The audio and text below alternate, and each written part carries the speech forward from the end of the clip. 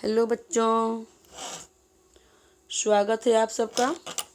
मैं कुमारी सीता मध्य विद्यालय सिकठी उजारी से आज मैं आप लोगों की कक्षा के लिए कक्षा 7 की पाठ्य पुस्तक हिंदी पाठ्य पुस्तक इसलिए भाग 2 से पाठ 7 साइकिल की सवारी लेके आई हूँ। प्यारे बच्चों, यह साइकिल की सवारी की जो विधा है वह व्यंग कथा है, हास्य व्यंग कथा है, जो कहानी के अंतर्गत ही आता है। इसके लेखक हैं सुदर्शन। सुदर्शन का पूरा नाम बद्रीनाथ सुदर्शन था।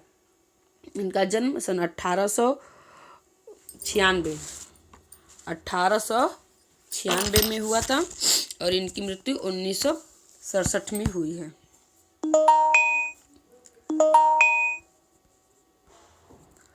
सुदर्शन लेखक हैं। विधा है हास्य व्यंग कथा।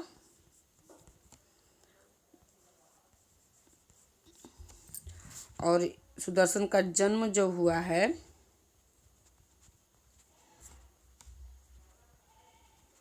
सुदर्शन का जन्म है 1896, मृत्यु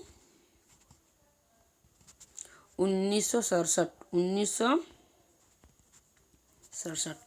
ठीक है। और इन्होंने, जिसे हम लोग 6वीं कक्षा में भी पढ़ा है, हार की जीत, पढ़े कि नहीं? यह उन्हीं की कहानी, इन्हीं के द्वारा लिखा गया। सच का सौदा आदि इनके मुख्य कहानी है।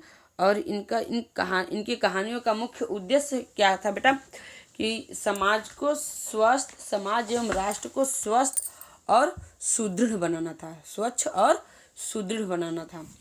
ठीक है। यह सुधारवादी दृष्टिकोण से ही थे। बेटा यह कहानी बहुत लंबी है।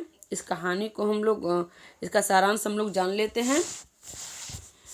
इसका मुख्य सारांश है कि लेखक जो था, अभी हम लोग इसमें देखेंगे भी वीडियो में, कहानी 1932 के लेखक को हारमोनियम बजाना और साइकिल चलाना नहीं आता था, क्योंकि उस समय में छोटे छोटे बच्चे भी साइकिल चलाना जानते थे और उन्हें अपने आप पर दया आती थी कि हमको साइकिल चलाना नहीं आ रहा है। अतः उन्होंने साइकिल चलाने का सीखने का निर्णय लिया और साइकिल चलाने के लिए तैयार हुए। सोचे कि हम साइकिल चलाना सीख लें। इस तरह उन्होंने एक उस्ताद को तय किया। वह उस्ताद उन्हें साइकिल चलाना सिखा देगा। 20 रुपये अग्रिम पेशकश, अग्रिम माने आगे 20 रुपये की फीस तय हुई। और साइकिल चलाने के लिए उन्होंने, शहर में तो सीख नहीं सकते, इसलिए वह लॉरेंस बाग, शहर के दूर लॉरेंस बाग नाम का एक स्थान था, वहाँ पर साइकिल चलाने के लिए तैयार हुए।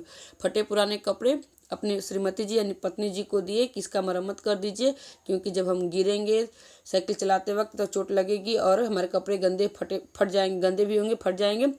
तो पुराने कपड़े से ही हम काम चला लेंगे। पत्नी जी मना करती रही और उन्हें बोली कि आपके सर मत्थे पे कौन सी बेल चढ़ गई है जो आप साइकिल चलाना सीख रहे हैं? ये आपकी बस की बात नहीं है। तो बोले कि नहीं, हमारी बस की बात है और हम सीखेंगे, जरूर सीखेंगे साइकिल चलाना। पत्नी की भी बेचारी क्या करती, चुप हो गई। अपने चले सीखें वो साइकिल, हम क्या कर सकते हैं। इस तरह से उन्होंने उस्ताद तय कर लिए और बगल वाली दुकान से एक साइकिल भी लाए। मिस्त्री की दुकान से साइकिल भी मांग कर लेते हैं कि हमको दे दीजिए साइकिल चलाने के लिए, सीखने के लिए। और घर में छोटे से फर्स्ट ट्रैक बॉक्स रख लिए, मतलब कुछ पट्टी मलहम के डब्बे भी रख लिए कि चोट लगे कि दवा लगाने के लिए काम आएगा। और पहले दिन क्या किए कि जब वो घर से निकलते हैं तो उनका रास्ता बिल्ली काट देती है और आगे जाकर एक लड़का छींक देता है, जिसे वो अपशगुन मानते हैं। फिर भी हरि का नाम लेकर के वो आगे बढ़ते हैं और इतनी जल्दी में निकले थे कि देखिए क्या करते हैं।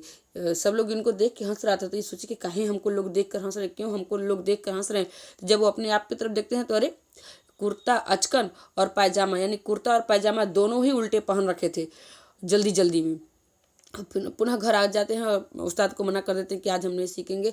घर आ जाते हैं। अगले दिन पूरी तैयारी के साथ निकलते हैं। 15-20 दिन के अंतर्गत उनका यह मानना था कि साइकिल चलाना बहुत बड़ी बात नहीं है, ताबड़तोड़ पैर मारना है और कुछ नहीं। जल्दी पाँव पैंडल पर पैर रख करके पाँव चला लेना है, साइकिल सीख लेंगे।